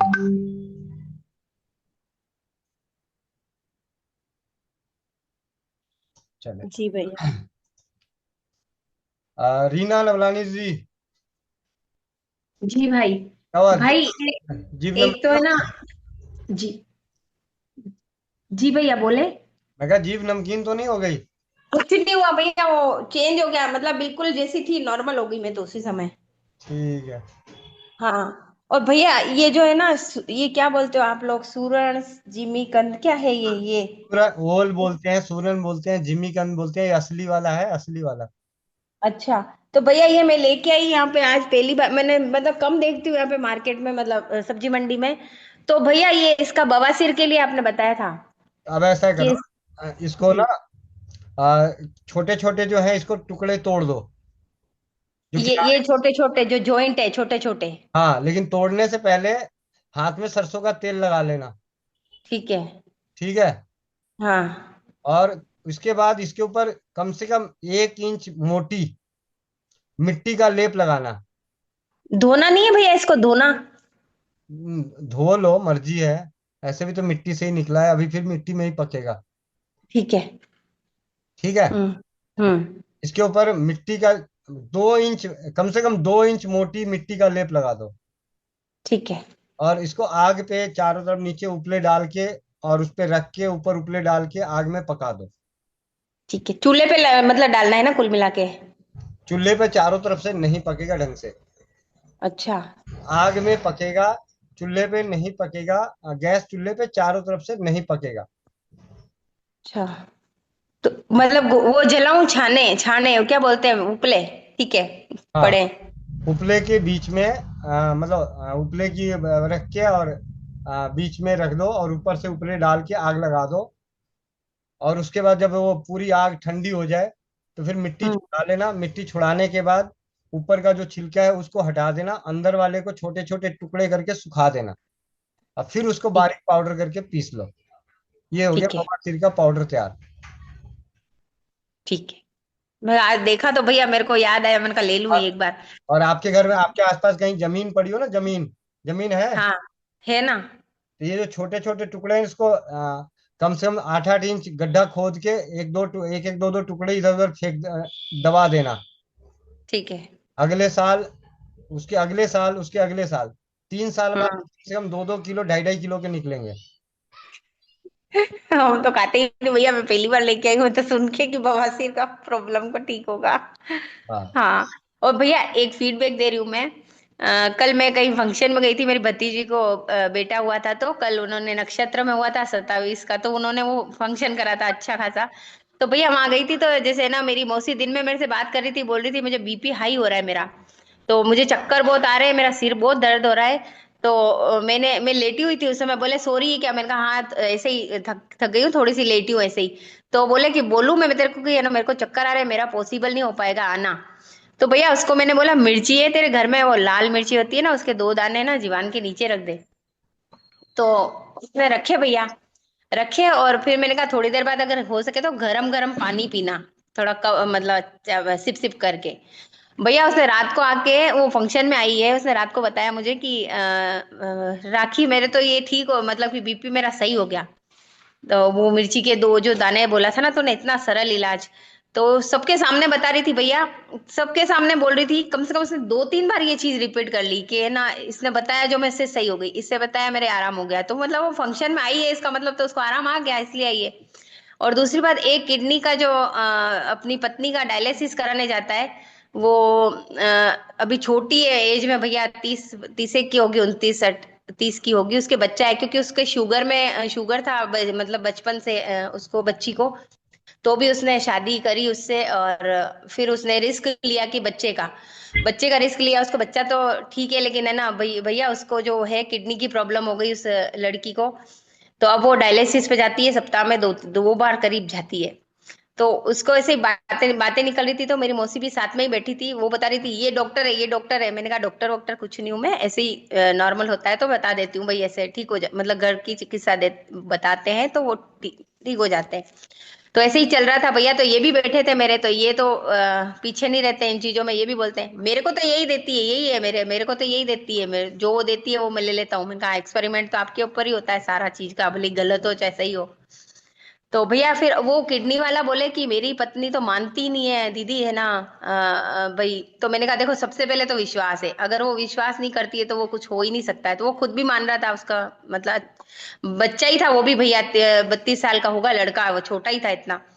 तो भैया वो बता रहा था कि वो डॉक्टर का कहे हुए बात पे, मतलब इतना सा पानी पीती है, इतना सा मतलब गिन चुन के, और लेती है दवाई वगैरह, और पत्नी को बिल्कुल विश्वास। मैंने कहा बाहर की कोई चीजें लेगी वो, अगर बताऊं तो? बोले नहीं लेगी दीदी, मानती नहीं है। तो मैंने कहा मानती नहीं है तो बताना भी मेरा व्यर्थ है, मैं तो नहीं बताती फिर। तो मैंने कहा ज्यादा से ज्यादा ये कर सकते हो आप कि एक चम्मच से वो पानी पिए, या चम्मच से जो भी लिक्विड खाती है वो चम्मच से ले। तो उस चम्मच से थोड़ा सा भी अगर उसको फर्क नजर आएगा तो वो हो सकता है उसको विश्वास आ जाए। बाकी वो उसी पे ही है, डॉक्टर के उस पे बिल्कुल कि वो जो दे रहा है वो सही है, जो वो उसका इलाज हो रहा है वो सही है। तो भैया मैं कहा मेरे तो बोलना ही बेकार है। और 2-3 जनों ने तो लीवर की दवाई की डिमांड कर दी भैया, कि मेरे को भी दे, मेरे को भी दे, मेरे को भी दे। अरे बना लो, तुम लोग बनाओ। तो वो मेरी बहन भी आई हुई है, तो वो भी बोल रही है मेरे को बना के तू दे दे, तू दे दे। मैंने कहा देख बहुत इजी है, पंसारी के पास जाना, मैं बता दूंगी, मेथड डाल दूंगी इसमें तेरे व्हाट्सएप पे, तू है ना बना लेना। तो फिर मानी कि ठीक है मैं बना लूंगी। तो मैंने कहा बहुत अच्छी दवाई है ये, और मैं भी ले रही हूँ, इनको भी दे रही हूँ, बहुत अच्छी। और भैया इनके भी कमर में इतना चढ़का आ गया कि रात को वहां बैठ नहीं पा रहे थे, सच में बोल रहा बता रही हूँ। एक बार तो मैंने मंत्र किया, एक बार मैंने आज बाम लगाया उनको, और अभी वापस मैंने मंत्र किया तो बोले आराम है। मैं उनको फिर क्या करती हूँ भैया, मेरी गलती है कि मैं उनको 5-7 बार पूछती हूँ। उन्होंने बोल दिया कि आराम है, तो उनको 5-7 बार पूछ के और गलत कर, और फिर डांट पड़ती है मेरे को कि है ना तो बार बार पूछती है। अब आराम पड़ गया, बार बार बोलती है कि आराम, पूछती रहती है कि आराम पड़ा नहीं पड़ा, पड़ा नहीं पड़ा। और मैंने कहा मेरे को अच्छा लगता है पूछना आगे, कि कहीं अभी चेंज हो जाओ तो, इसलिए। तो मंत्र से भैया बहुत आराम आया इनको, तो अभी गए हैं शॉप पे भैया। धन्यवाद भैया, बहुत बहुत छोटी छोटी जो है नुस्खे भैया। जी। जी भैया। चलिए एक आपको और ऑडियो सुनाता हूँ, अच्छा लगेगा सुन के। दिन माता भैया जी, ना कैसी हो? हाँ जी, हाँ जी, पहले से बेटर है, लेकिन दवाई तो कल रात को स्टार्ट की है। अच्छा। वो तो ये हुआ कि सेठ जी को तो बताया नहीं था पहले मैंने, क्योंकि वो फिर मेरे को कुछ काम नहीं करने देते। तो कल बताया तो कहते हैं कि इधर आओ हम ठीक करते हैं।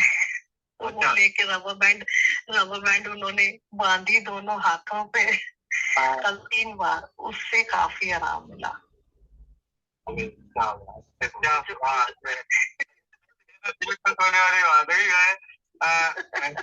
गुरु वो तो कह रहे हैं कल रात को, क्लास ठीक से करती नहीं हो, चौपाल ठीक से करती नहीं हो, तो कुछ नहीं मालूम है। अब मैं ही ज्वाइन करूंगा, मैं ही करूंगा। मैं ठीक है आप ज्वाइन कर लो, मैं लिंक भेज देती हूँ आपको। नहीं, अगर घर पे रहे और मेरी चौपाल चल रही होती, सुनते पूरा है, मतलब भले वो कान वैसे करते कि मैं नहीं सुन रहा हूँ, लेकिन सुनते सारी बातें। कल भी जैसे सुन रहे थे, कहते ना ये मोनिका दीदी की आवाज है ना, मैं हाँ, मेरे को तो पहचानते हैं सब। कहते हैं कि इलास्टिक लेके आ, कहाँ है निकाल।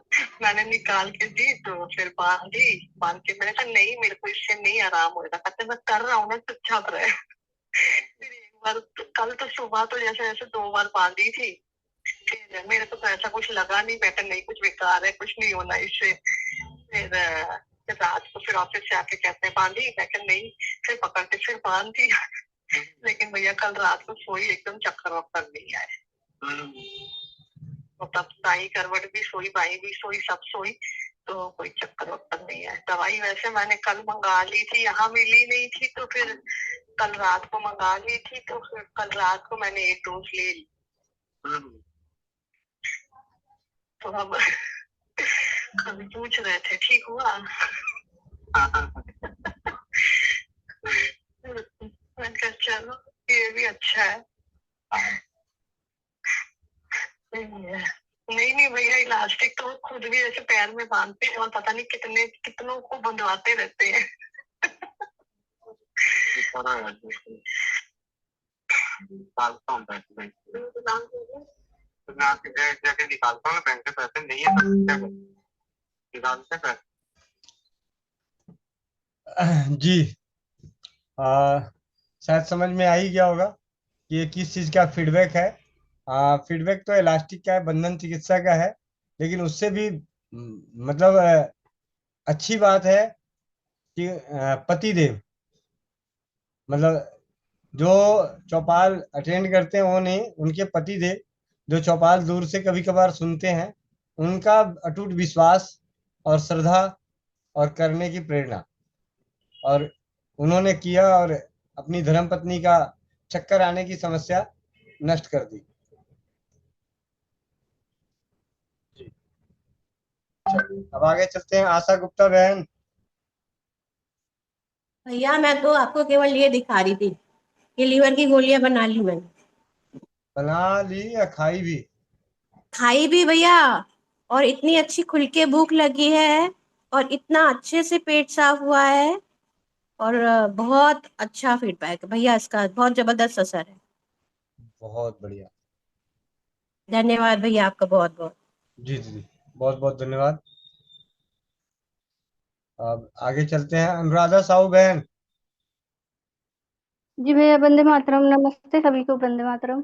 जी जी भैया मैं बंसा जी के पास कल गए थे, उन्होंने बताया मेरे पास सुहागा है और जो वो टंगन भस्म बोले, मैंने कहा वो सुहागा है, और उन फिटकिरी मिलता है, लेकिन वो जो कलमी सो रहा है वो समझ नहीं आई, और वो क्या बोलते हैं इसे, जो काठ जैसा लगता है,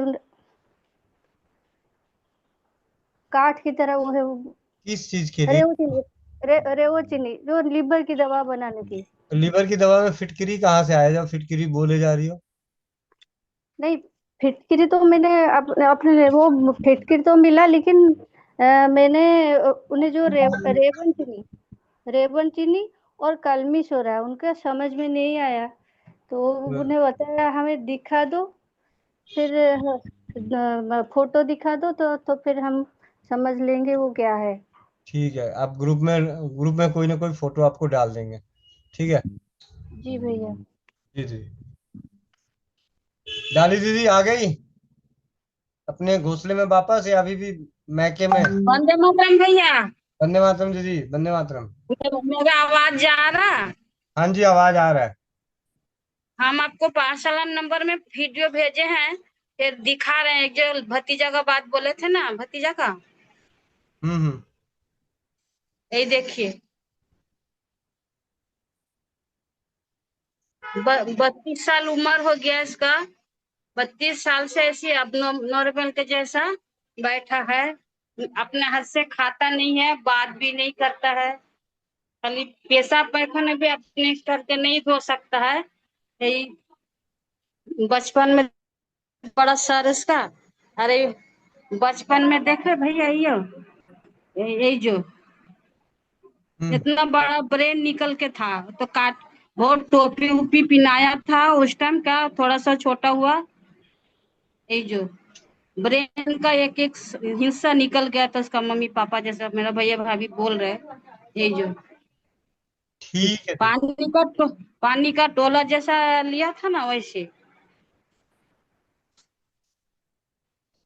ठीक है दीदी। बात नहीं। जी दीदी। और इसका कुछ उपाय होगा? देखते हैं, कुछ ना करने से अच्छा कुछ करते रहते हैं, परमात्मा ने चाहा तो कुछ तो मदद हो जाए। ठीक है। ठीक है, बाद में हमको बता दीजिएगा। खाली खाने का बोलता है, खाना दो। ऐसी नॉर्मल सब चीज खाता है, लेकिन बोल नहीं सकता, अपने चल ठीक से चल नहीं सकता। 2 कदम चलेगा तो मतलब बढ़ जाता है। और अपने पेशाब करके पैखाना करके पानी नहीं भी ले नहीं सकता है, उसका मम्मी करके देती है। ठीक है दीदी। ठीक है भैया, गुरप्रीत कौर दीदी। बाद में बता दीजिएगा। ठीक। वंदे मातरम भैया जी। सभी को वंदे मातरम।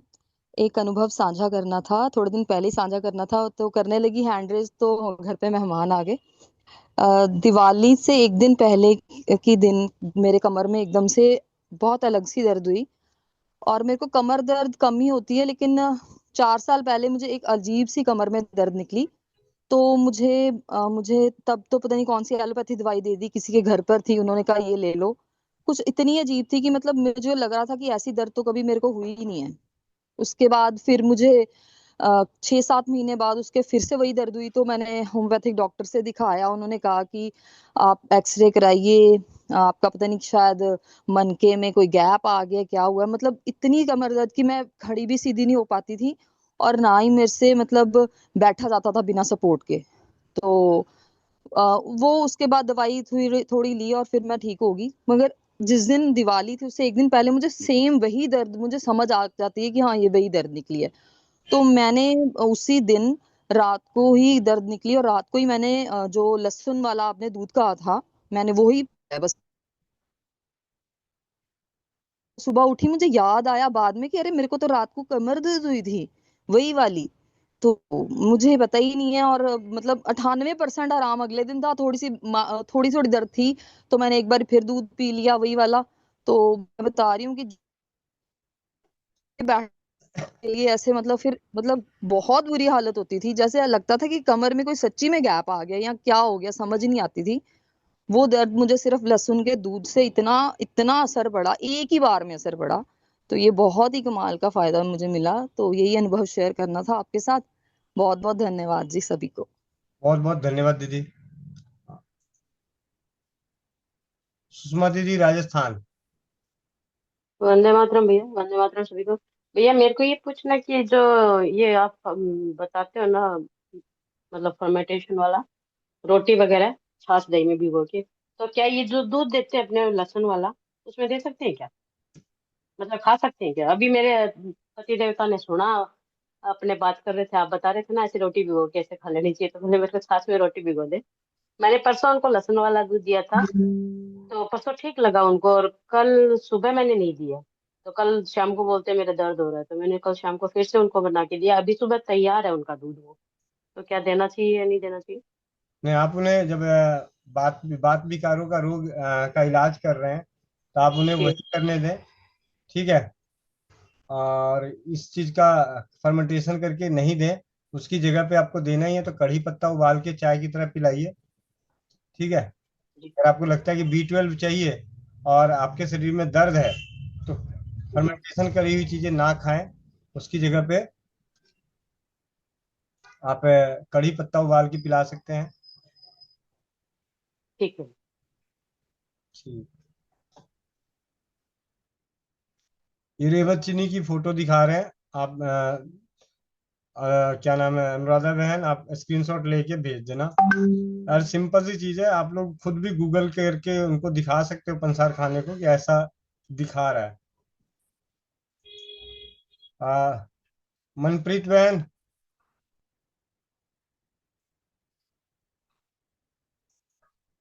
हाँ जी भैया। हाँ जी। हेलो। हाँ भैया, अभी आधा घंटे से तो मुझे लूज मोशन नहीं आए हैं।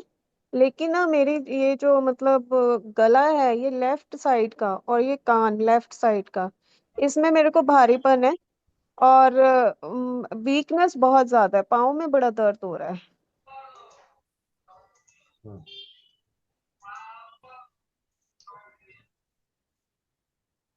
ऐसा है, कान के लिए तो अभी सरसों के तेल में लहसुन पका के वो डाल लीजिए। जी। और अभी दस्त हुए हैं तो कमजोरी ही आएगी। ठीक है। अच्छा हाँ। भैया, ये मेरे ना गले की लेफ्ट साइड में ही दर्द होता है। मैंने ना एलोपैथिक डॉक्टर को दिखाया था, वो तो मेरे को एंडोस्कोपी बोल रहे हैं। तो इतना भी दर्द नहीं होता, जब बर्पिंग हो जाती है ना, डकारें आ जाती हैं, तो वो साफ हो जाता है। भैया मुझे एंडोस्कोपी से बहुत डर लगता है, मैं वो नहीं करवाना चाहती हूँ। तो आप ही मुझे कोई होम्योपैथिक की दवाई वगैरह बता दो जिससे मैं ठीक हो जाऊं। मतलब लेना दवाई ही है।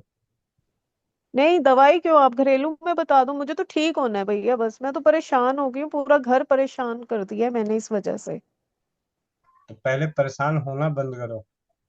ठीक है भैया। ठीक है। हाँ जी। अब अपने आप में बातें करो कि आप स्वस्थ हो, मजबूत हो, और जी। अपने मन से डर को बाहर निकालो, डर को।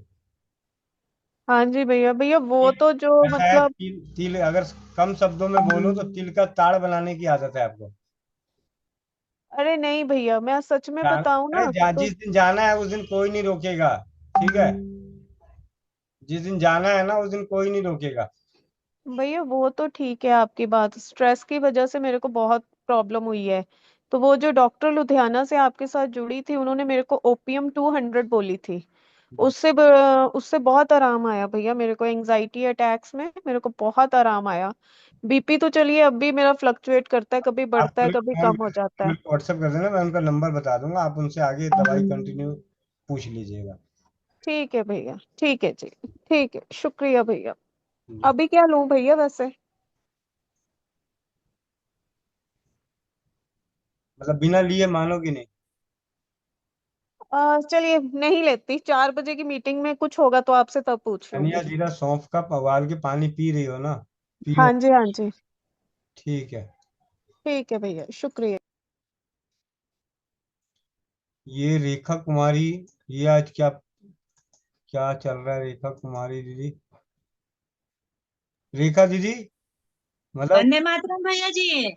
हाँ, श्री राम बटी चल रहा है, दूसरे के हाथ से हाँ। मेहनत कर रही हो। नहीं भैया जी, पहले हम 1 घंटा पीस लिए, फिर जो खाना बनाती है उनको बोले आप आधा घंटा पीसिए। अच्छा। ठीक है। ये विष्णु है भैया जी, उनका बेटा है, इसको भी बोले 1 घंटा पीसो, विष्णु श्री राम बटी बनाएगा तो और अच्छा से तैयार होगा। मतलब अपनी मेहनत बचाने के लिए बहाना मार रही हो। हाँ, चले नहीं नहीं, हम चलेगा। पीसे भैया, 1 घंटा 3 घंटा और पीसेंगे, आधा घंटा पिसवा लेते हैं इन लोग से। हेमंत भैया, हेमंत भैया, जी। जो रेखा दीदी कितनी चालाक निकली, अरे वो विष्णु नाम से है तो पीछे तो ज्यादा असर होगा। ठीक है ना? नहीं नहीं, ये अपने बोला कि हम विष्णु भगवान पे तुलसी चढ़ता है ना मामी, तो हमको दीजिए, हम पीसेंगे। अच्छा लग रहा है भैया जी, अच्छा लग रहा इसमें है। बहुत अच्छा लग रहा है। बहुत बढ़िया, वो तो मैं हंसने के लिए बोल रहा हूँ, आप लोग कीजिए, बहुत बढ़िया। हाँ, बहुत अच्छा लग रहा है इसमें तो। विष्णु खुद बहाना बनाने वाला है, वो जल्दी हाथ हिलाने वाला हाँ, नहीं है। विष्णु बहाना बनाता है। और चलिए। कैसे आज तुलसी जी मिल गया भैया जी, बहुत दिन से खोज रहे थे हम भी, आज मिल गया तो सोचे आज बना ही लेते हैं। अब कोई घर नहीं बचेगा, ये पक्का तय है। हाँ भैया जी। आज तो मोनिका बहन भी शुरू कर दी है, ये करने वाली अच्छा। है। वंदे मातरम भाई। वंदे मातरम दीदी। दीदी भी पूछ रही हैं। भाई मैंने ना एक फीडबैक ही देना था।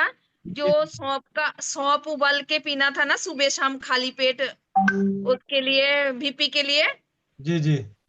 उसके साथ ही भैया मेरा बिल्कुल बीपी ठीक हो गया। अब और कुछ कोई चीज में नहीं ले रही हूँ आज 15 दिन से। सिर्फ सौंफ ही आधा चम्मच उबाल के सुबह शाम ले रही हूँ। बस उसी से भैया बिल्कुल मेरा सिर में दर्द, कितना प्रॉब्लम था ना बीपी के साथ, वो बिल्कुल खत्म है अब। बहुत बढ़िया। और महेंद्र चाचा जी को बहुत बहुत धन्यवाद है, उन्होंने बताया था मुझे। लीवर वाली दवाई का क्या हाल चाल है, खा रही? वो तो भैया, वो तो मेरे मेरे घर से जो जो आते हैं, मैं सब कुछ टेस्ट कराया, सभी ने मांग रहे हैं हमें भी बना दो, हमें भी बना दो, मेरे दीदी के बच्चे, मेरे भाभी। बहुत बढ़िया। मेरे बेटे को भी आज 1 हफ्ता हो गया लगातार मैं दे रही हूँ। मैंने बोला 8 दिन दे के फिर बंद कर दूं, है ना भैया? हाँ जी, हाँ जी। हाँ, फिर महीना बाद दे दूं? हाँ, दे दीजिए। नहीं भैया, बहुत अच्छा है उसका। मेरे बेटे का भी पहला पहला लेते नहीं थे, पर अब खुद ही मांग के ले रहा है। बहुत बढ़िया। हाँ जी भाई, बहुत बहुत धन्यवाद भाई। नीतू महेश्वरी दीदी सिलीगुड़ी से। भैया भैया मैं तो खुद जुगाड़ कर रही हूँ, किसी से पिसवा लो। आप बोलोगे कि मैं भी टीचिंग कर रही हूँ, लेकिन मेरे बस की नहीं है। मैं बीच में थोड़ा सा वो सिलवट्टे में पीसने की कोशिश करी तो वापस में हाथ से दर्द हो गया भैया। अरे नहीं नहीं, आप मत पीसो अभी, ठीक है। चिंता। जी भैया, वो जुगाड़ कर रही हूँ, कोई चीज दे दो। हाँ, आपको आसान आसान वाली चीजें देता हूँ, ठीक है। आपको सारे ब्यूटी प्रोडक्ट बनाने का देता हूँ, मिला मिला के बनाते जाना है। जी भैया। संदीप कौर माता दीदी। वंदे भैया वो मातरम गेहूं भैया। वाला आलू दे दो ना, सुबह शाम हाँ जी, हाँ जी, ले लीजिए, कोई दिक्कत नहीं। या वही पड़ा हुआ। वंदे मातरम भैया। वंदे मातरम दीदी, वंदे मातरम। और फीडबैक मुझे भी देना है। कल तो मेरे बेटे का भी तबीयत 2-3 दिन से खराब था, बोल रहा था सर्दी हो रहा सर्दी हो रहा, तो मैं उसको एलोवेरा वो बोल रही थी अमृत धारा डाल के पी। उसने पिया नहीं, फिर मैंने एक बार अब बहू को दिया कि जा उसको दे पी लेगा। एक बार पिया, फिर अगले दिन बड़ी बुखार हो रहा था। मैं पहले क्यों नहीं बताया, कल से उतर जाना था, शाम को ही मैंने तुमने बताना था। फिर बोलता कैसे, मैं क्या उतारती हूँ। मैंने फिर सुबह ही वो वही जो शॉर्टकट वाला मैं सीखा हुआ है ना, उंडी डंडे में वो तुलसी के पत्ते 55-56 तुलसी के पत्ते और 15 काली मिर्च डाल के उसको कूट के दी कल सुबह दोपहर और शाम को। आज ठीक है बिल्कुल। थोड़ी सी सर्दी है इसको, जी जी। तो वो अभी सिलविट्टा ला के वो लानी, वो मैं तुरंत वाला ये भी काम कर रही हूँ उसमें। और एक और फीडबैक था, वो जो मेरे छाती में हो गया था ना, वो बहुत बड़ी गांठ। गांठ हो गई थी। तो वो धीरे धीरे, पहले तो मैं वो एक दिन पत्ते बांधे अरंड के, चाचा जी ने बताए थे, सरस लग रहा था। उसके बाद मैंने केवल अरंड का तेल लगाया सुबह शाम। फिर आपने बताया था, उसने वो भैया ने शायद, कि वो चूना और शहद लगाना। तो वो चूना शहद 2 दिन लगाया तो उससे ना वो तो जम जाता है एकदम पत्थर की तरह। जी जी। फिर मैंने 2 दिन वो किया, फिर मैंने कल उसमें थोड़ा सा अरंड तेल मिलाया, फिर वो जमा नहीं, मतलब थोड़ा लिक्विड रहा। वो शाम को भी फिर मैंने कल वो लगाया, आज भी वो लगाया, तो गांठ अब थोड़ी सी रह गई, थोड़ी सी है। तो अभी भी क्या कंटिन्यू करूं उसमें, मैंने बहुत वो थोड़ी सी अब माइनर सी रह गई है, छोटी सी। हाँ, कंटिन्यू कीजिए, कोई दिक्कत नहीं। कौन सा, अरंड तेल की यही जो तीनों मिक्स करके, शहद चूना और ये? पैर चूने वाला कर लीजिए, कोई दिक्कत नहीं। उसमें अरंड का तेल मैंने मिलाया है कि नहीं, तो उस वो बोला तो बहुत कड़ा हो जाता, वो ठीक है? हाँ, वो कड़ा हो जाता है, चिपक जाता है, लेकिन जैसे चूना चीनी चूने के साथ जहाँ मीठा मिलेगा वो कड़ा होता जाएगा। वो तो तुरंत ही मिलाते समय ही कड़ा हो जाता वो। हाँ हाँ, बस उसको मिला के तुरंत वहां लगा दो तो चिपक जाता है, कड़ा हो जाता है। फिर बाद में जब छुड़ाना हो तो हल्के गुनगुने पानी से छुड़ा लो। पर यदि मैंने से अरंड का तेल मिलाया, वो मिलाऊं कि नहीं? और मिला लीजिए। कल तो और आज मैंने वो लगाया, तो उसमें भी बहुत ज्यादा फर्क है। नहीं तो मेरे बच्चे तो सारे घबराए थे कि ये हो गया वो हो गया। मेरी फुआ की ऐसे डेथ हुई ना, उसका ब्रेस्ट कैंसर हुआ था। तो मेरी बहू भी, मम्मी चेक करा लो, तो मैं नहीं कराऊंगी। कुछ नहीं होगा, मैं कहा मेरे को कुछ नहीं होगा। होगा भी तो कोई नहीं, मैं कहा नंबर लगना ही है बारी बारी से सबका। तो ऐसे वो लोग घबराए हुए थे। मैं कोई नहीं, बारी आनी चाहिए बारी बारी से। और अब ठीक है, अब उसको भी मैंने दिखाया, बहुत फर्क है। चिंता लग रहा, अभी तो हाँ, आपको पोते की शादी देखनी है। नहीं उतना दिन तक नहीं रहना, पता नहीं, शुरू से मुझे है कि ज्यादा उम्र नहीं झेलनी चाहिए जब किसी के ऊपर निर्भर हो जाओ ना। अब मम्मी डैडी दोनों को देखती हूँ कि चलो फिर भी वो चला रहे हैं, पर मुझे बड़ा तरस आता है, इतनी उम्र नहीं जीना चाहिए। अपने साथ वो नहीं आएगा, चिंता ना करें। ठीक। विनय श्रीवास्तव भैया। भैया अभी आपको फोन कर लेंगे भैया। हाँ, कर लीजिएगा, कोई बात नहीं। ठीक भैया, ठीक ठीक। डाली दीदी?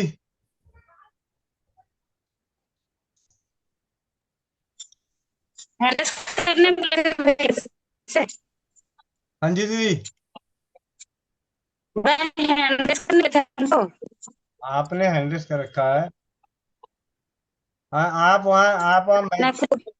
वहाँ मैके में बैठ के यहाँ इसके मलिक जी दूध लहसुन का दूध पी पी के राम बटी बना रहे हैं।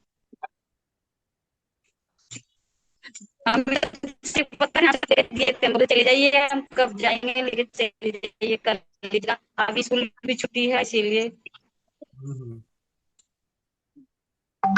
वहाँ तो पता चलता नहीं है, इसीलिए यहाँ मिला था, दे दिए थे उनको। ठीक है दीदी, आपकी आवाज ब्रेक हो रही है।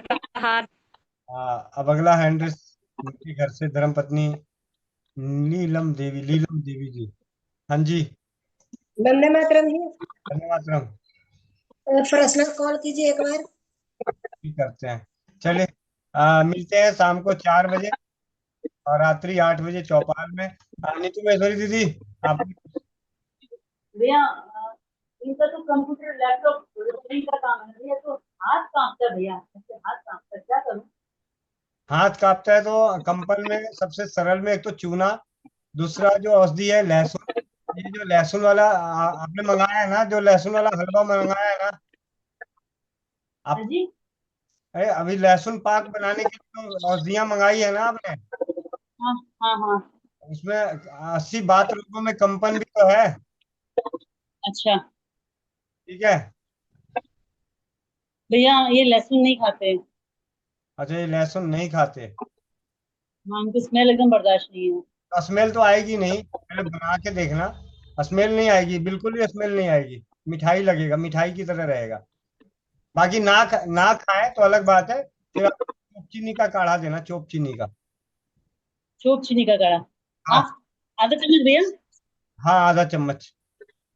ठीक है भैया, आता ही आते ही करवा दूं। फिर मौसम भी सुबह शाम दे दो भैया, एक टाइम दे दो भैया, है, एक टाइम दे दो क्या? दोनों टाइम दे दो। अभी सर्दी है, दोनों टाइम दे दीजिए। ठीक है भैया। जी। कोमल बहन, ज्योति बहन। जी भैया, चश्मा निकाल लीजिए सब लोग, आंखें बंद, पीठ सीधी, चेहरे पे मुस्कान। ओ